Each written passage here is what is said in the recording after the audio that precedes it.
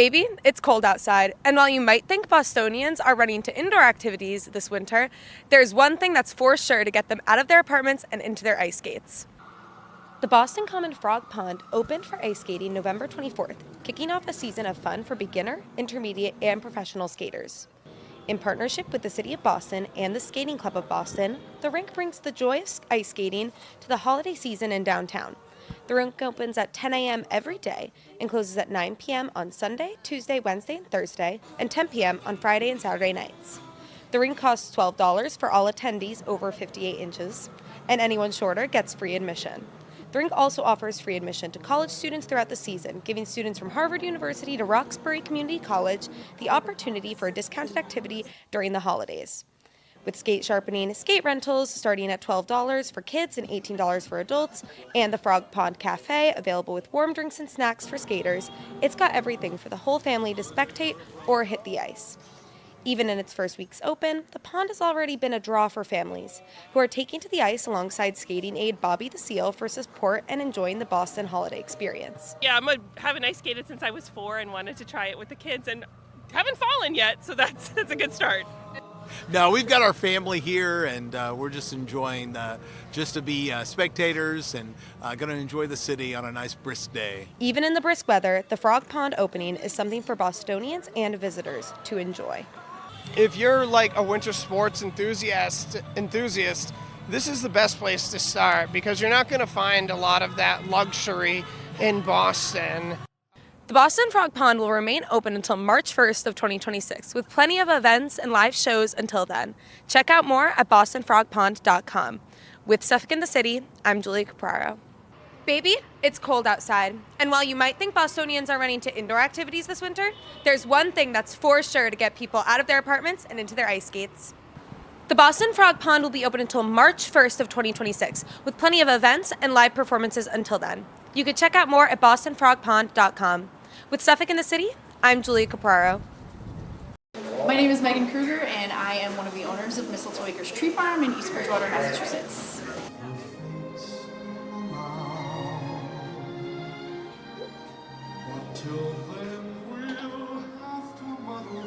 So we offer a number of things to enhance the customer experience here at the farm. We have our retail holiday store where we offer a ton of ornaments. We have handmade goods from local business vendors and even some local businesses who bring in baked goods weekly for us, which is fantastic. We also have choose and cut trees and our pre-cut tree selection.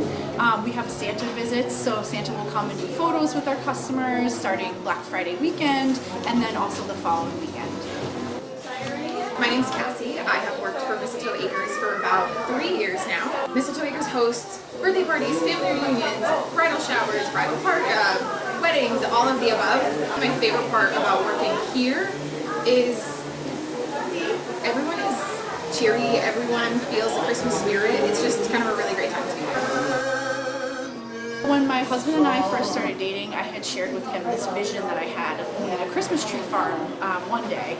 And once we moved in together and started house hunting, we came across this property, which was a Christmas tree farm. And the universe just kind of brought everything together for us and allowed us to move in and grow the business.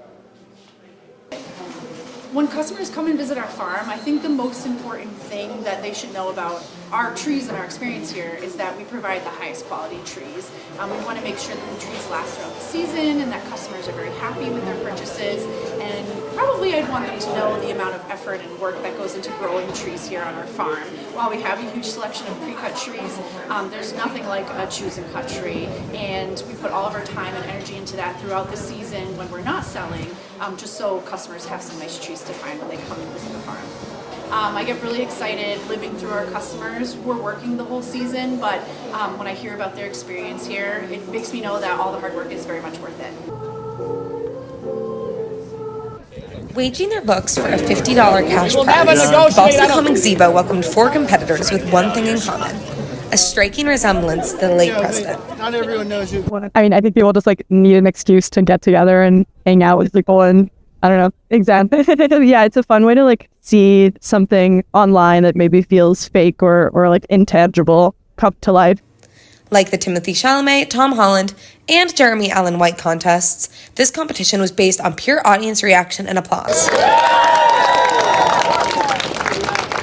The Kennedys were not only graded on resemblance, but were also asked to recite speeches and judge character and voice as well. Yeah, he's very quotable. He had many romances. Winner Michael John Gross took home the cash and the title as most Kennedy of all the participants. He'd call me Mr. President, and that kind of inspired me. We do public declamation at Boston Land School, so I do JFK speeches, and I worked on the accent, so it became a fun little thing I got to do, a little party trick. So yeah, when I heard about the competition, I thought, hey, why not, the showman in me decided, hey, why not come out here and use it for good.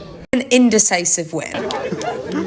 Definitely the short guy with the boots. Yeah. Definitely. He's charming. He's got the JFK charm for sure. He's got the look, the personality. He's making jokes about Nixon. Shortness. He's like reincarnated.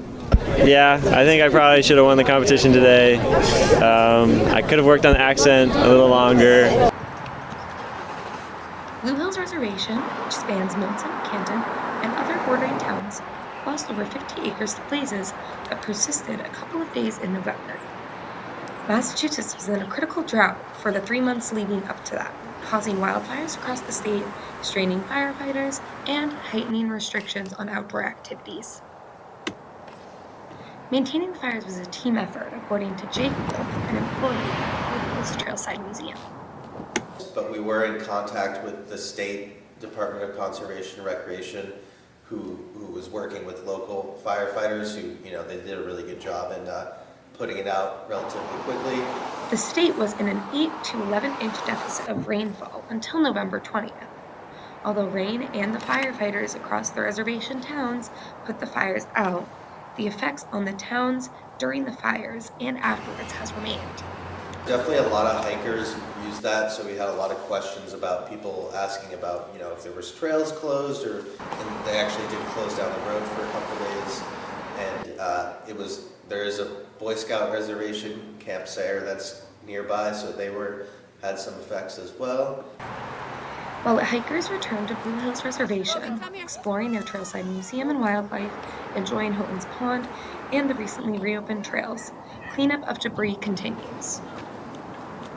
It is important to note that some of the trails and areas of the reservation are still being affected by the debris. People are encouraged to contact the Department of Conservation and Recreation in Massachusetts if they have any questions about what might be affected. This is Julia Capraro, SU News. It may be autumn in Boston, but these concert goers are still celebrating summer. That is Brat Summer. Viral pop sensations Charlie XCX and Troye Sivan turned up the heat with the Sweat Tour at TD Garden. The tour started September 14th in Detroit, Michigan, and has been making its way to Boston. Charlie XCX began the summer with her album Brat, which is becoming a pop culture sensation.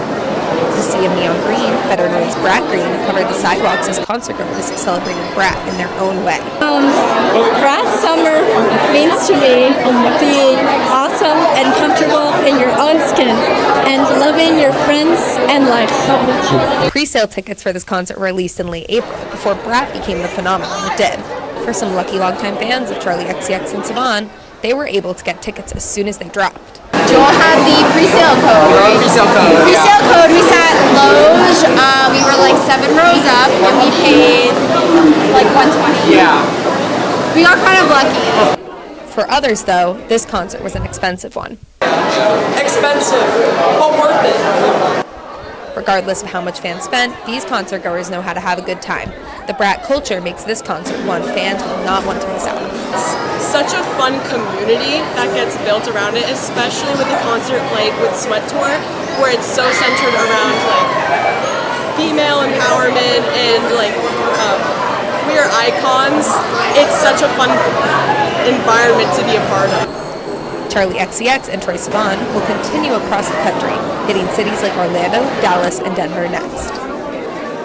We love Charlie XCX!